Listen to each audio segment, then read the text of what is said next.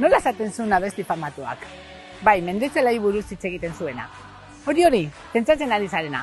17 hektarea duen baserri honetan, zure abesti propioa idatz dezakezu.